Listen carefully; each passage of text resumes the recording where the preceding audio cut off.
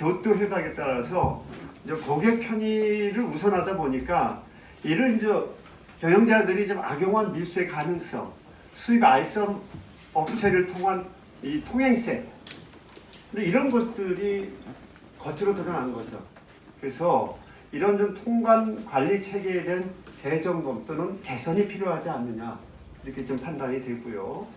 이제 그 기내용품 관리를 저희가 철저하게 관리를 하고 있는데 시내 면세점에 들어가는 그 화물들 관리와 이제 기용품으로 기내에서 판매되는 그 물품에 대한 관리가 좀 차이가 있는 거 아니냐. 기내 판매용품은 뭐 굉장히 수월한 거 아니냐. 관리가 좀 느슨한 거 아니냐. 이렇게 이제 이해를 하실 수가 있습니다. 그런데 그렇지 않습니다. 관리는 두고에다 철저하게 이루어지고 있고요. 전부 다 전산 관리가 되고 있는 것이고 재고 관리 차원에서 이루어지고 있기 때문에 눈에 보이지 않습니다. 근데 시내 면세점에서 판매되는 물품은 인도 과정이 눈에 보이죠. 여러분들이 외국에 나갈 때 시내 면세점에서 구매하고 공항 가서 인수를 받기 때문에 사실은 태관에서는 항공기에 그 물품이 적재되고 하역되고 하는 그 과정을 관리합니다.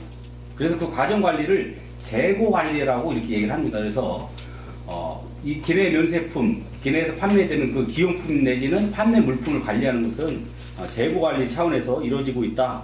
이렇게 좀 말씀을 드리겠습니다. 아까 이제 우리 사무관님께서 그러니까 말씀하신 게 관리는 잘 되고 있다. 저도 관리 잘 될 것 같습니다. 아마 이번에 뭐 그런 일탈이 있다면은 뭐 검찰이나 관세청의 수사가 필요한 그런 영역에서 있었을 것이지 일상적으로 이루어지는 것은 아닐 수도 있다는 생각이 듭니다.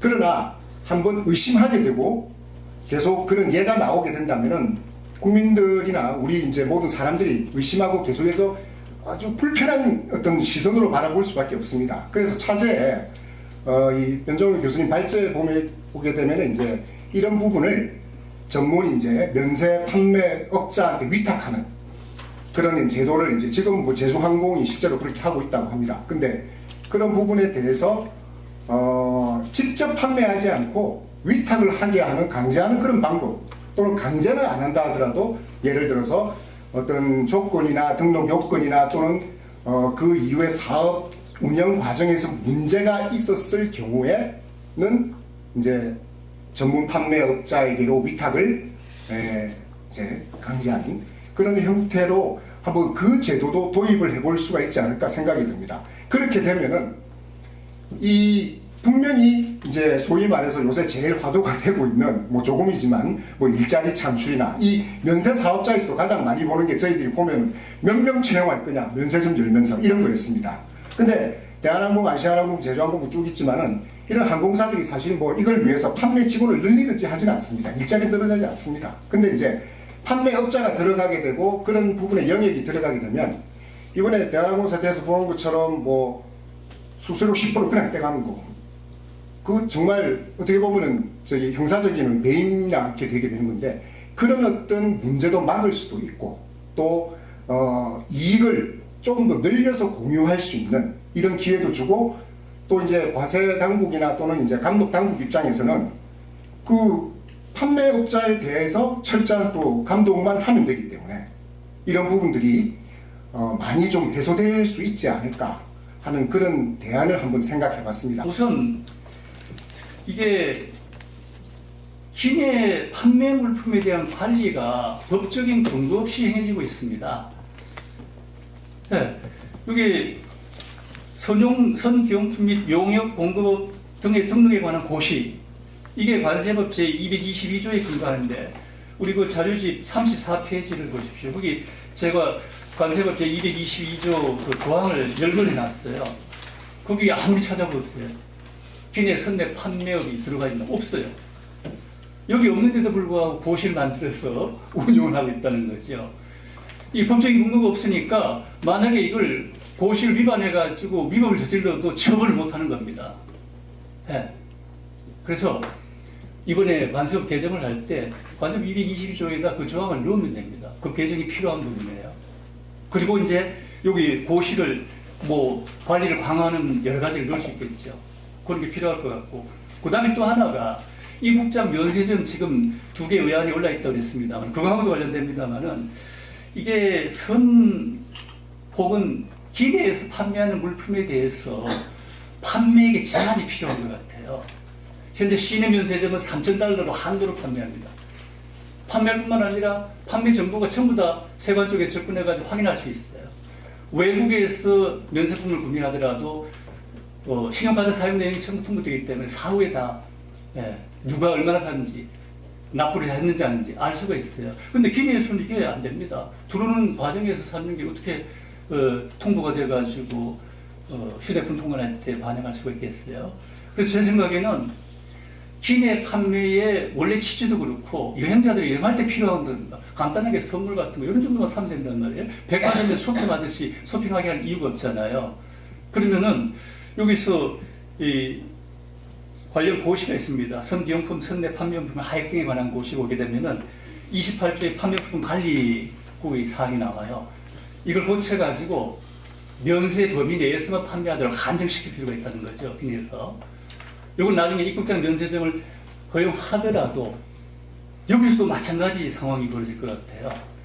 판매액을 한도를 정해가지고 해야 이 여행자들이 들어올 때 과세 문제가 관세 포탈 문제가 제어가 될 수 있다는 거죠.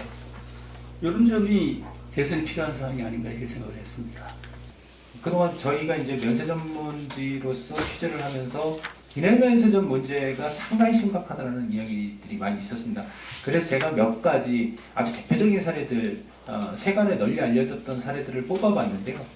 기내 면세품을 위조된 카드로 구매하는 사례 때문에 운항에 영향을 미치는 조종사가 랜딩을 해야 되는데 위조 카드인지 아닌지 확인하는 내용이 SBS에 보도가 됐고 실제로 그게 정지가 됐습니다. 그 다음 이슈를 보면 아시아나항공도 마찬가지로 면세품 판매에 대한 승무원에 대한 할당제, 그 다음에 최근에 불거졌던 어떤 분실품에 대한 승무원한테 떠넘기는 문제. 보다 근본적으로 이런 문제가 생긴 이유는요. 비항공 수익. 저는 제가 여기서는 제도 개선 관련된 내용이기 때문에 이런 부분들은 접근하시지 않을 거기 때문에 제가 먼저 말씀을 드리는데 항공사가 항공 수익으로 거두지 않는 비항공 수익에 대한 수익률이 높기 때문에 이런 현상들이 나타난다고 보는 겁니다. 그래서 더 심각한 문제는요. 온라인 판매 저 두 분께 제가 거꾸로 제가 발제자가 아닌데요. 정부에서 오신 두 분 서기관님하고 사무관님한테 여쭤보고 싶은데요. 온라인 판매에 대한 기내 면세점 규정은 아무리 찾아봐도 없습니다. 선기용품에 대해서. 그런데 제가 발제문에 스크린 캡처를 잡아 놓은 부분이 있습니다. 시내 면세점의 홈페이지하고 동일하게 되어 있고요.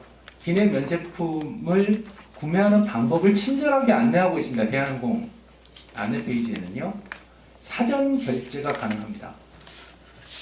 법적 근거가 있습니까?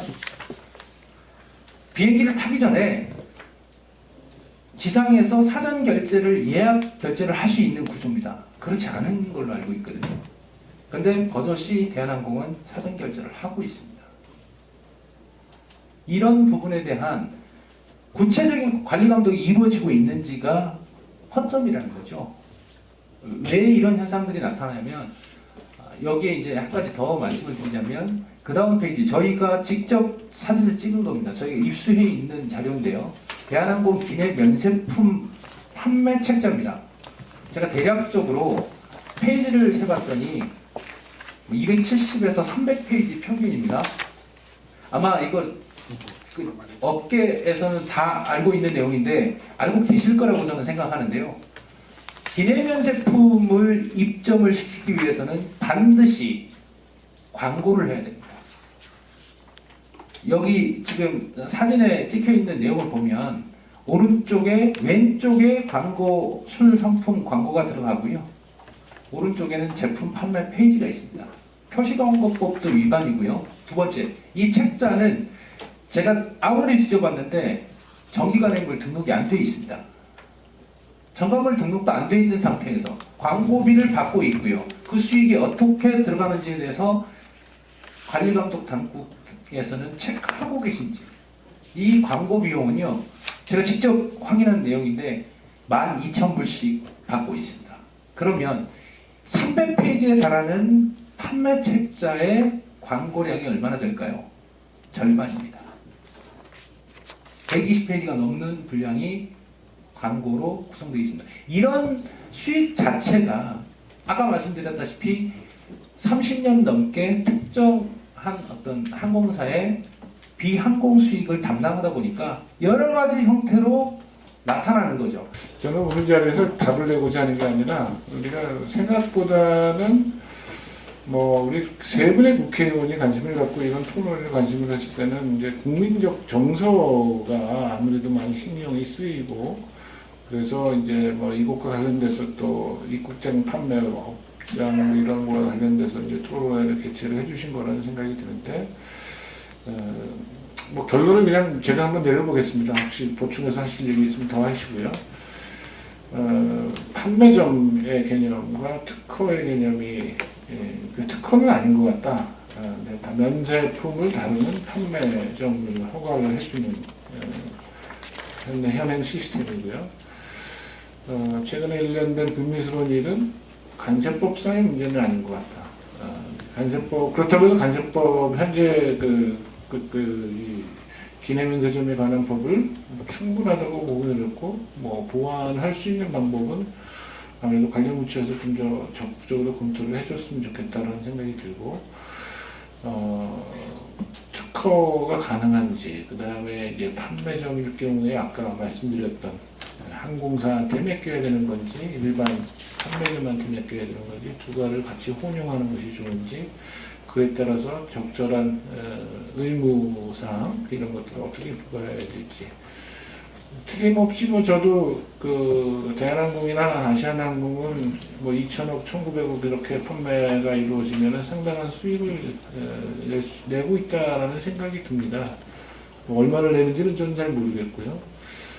그러면 수익에 대해서 특히 이제 국가가 판매를 할 수 있는 권한, 뭐 특허는 아니더라도 권한을 줌으로 인해서 나오는 수익은 저는 제일 바람직한 거에 스스로 사회적으로 화연한 그런 그 모양새를 갖춰주면은 그게 제일 바람직한데 그럼 뭐 논의할 필요가 없잖아요. 근데 그렇지 않으니까 그래도 어느 정도는 조금 뭐 아까 기금이라든가 뭐 이런 것들 같은 것들을 생각하는 거를 한번 검토해봤으면 좋겠다.